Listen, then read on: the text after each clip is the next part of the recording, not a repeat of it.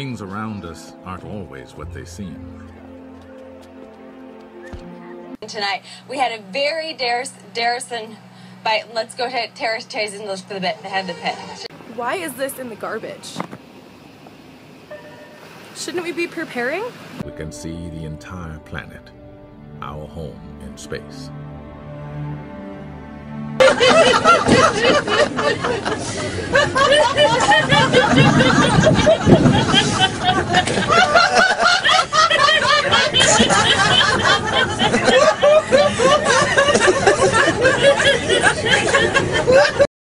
In this Asteroid Day exclusive, we introduce you to people who are leading the efforts to investigate asteroids in our solar system, including their potential for great destruction of all we find precious on Earth.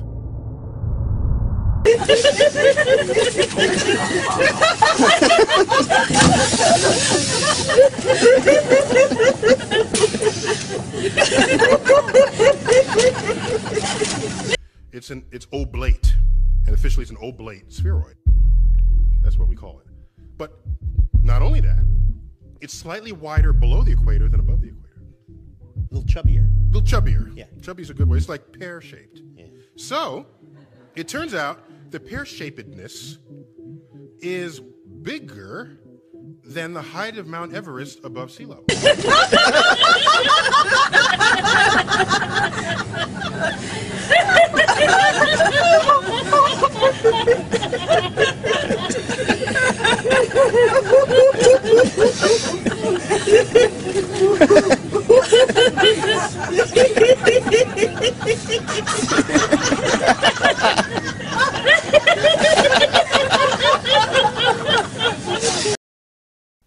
The only conclusion that I can come to when I look at stuff like this is that their graphics department, the people that are running this, or the people that are actually doing the artwork, have got to be putting this stuff out as cheesy as they possibly can, and putting memes in the imagery like spelling sex in the clouds.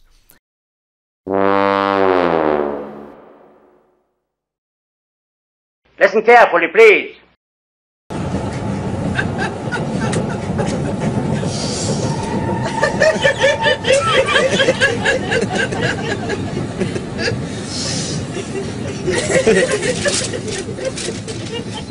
A great hero of the last century, Albert Einstein. Okay. And Einstein, in fact, he made many really outrageous predictions. And among those outrageous predictions was that gravity can travel across the universe. Ripples of space-time themselves travel across the universe and bring us information.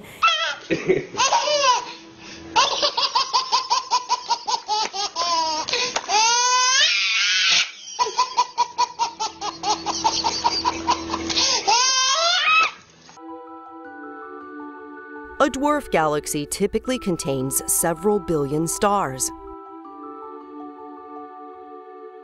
A normal galaxy contains an average of several hundred billion stars.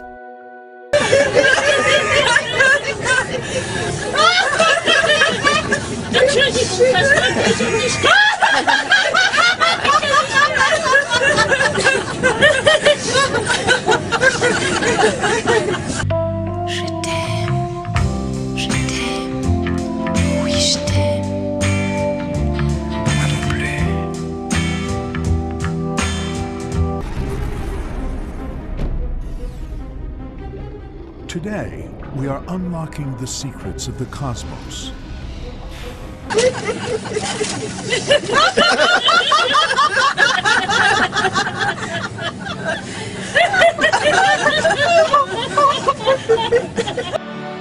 But to make Mars live and breathe again, this frozen wasteland will have to undergo a massive global warming.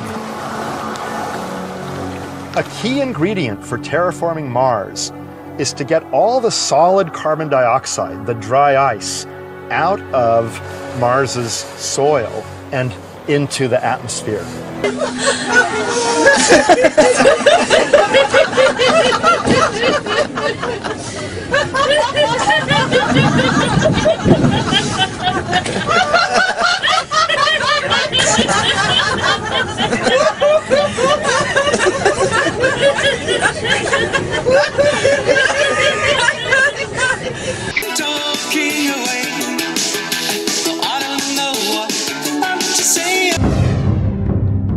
There are various names that have been given to these kinds of technologies. Hyperdrive, superluminal drive, stargates.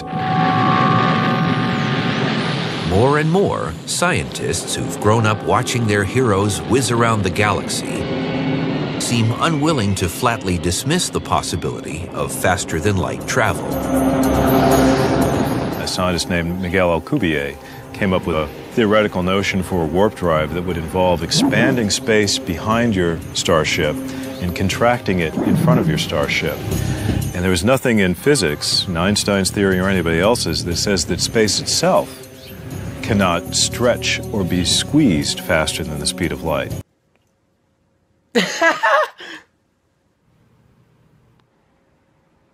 Who's a good girl? Stop. Who's a good girl? Stop. Told you to stop playing. I'm a boss ass bitch. Can you just be normal, Dad? I'm different, yeah, I'm different. I'm different, yeah, I'm different. And so I think, and so you'll have to forgive me if this podcast, this episode is a little bit long, because I'm trying to convey some of the most difficult concepts in physics to understand, even for professional physicists who have trained for a decade to understand it. So with that massive caveat, I want to talk about like the real answer for Hawking radiation. For me, it's more work to get this answer across, but to me, it's more satisfying. It makes more sense. I can visualize it better than I can visualize the quote unquote standard picture for Hawking radiation. Abrázame y no me digas nada, solo abrázame. Me basta tu mirada para comprender. Our eyes and experience tell us the Earth is flat and motionless, and everything in the sky revolves around us. But when we cease to believe our own eyes and experience, we have to prostrate ourselves at the feet of these very pseudo-scientists who are blinding us, treat them as experts, astronomical priests who have special knowledge only they can access, like the Hubble telescope. So by brainwashing us of something so gigantic and fundamental, it actually makes every other kind of lesser indoctrination a piece of cake. Earth being the flat, fixed center of the universe around which everything in the heavens revolves gives a special importance and significance not only to Earth, but to us humans, the most intelligent among the intelligent designers' designs.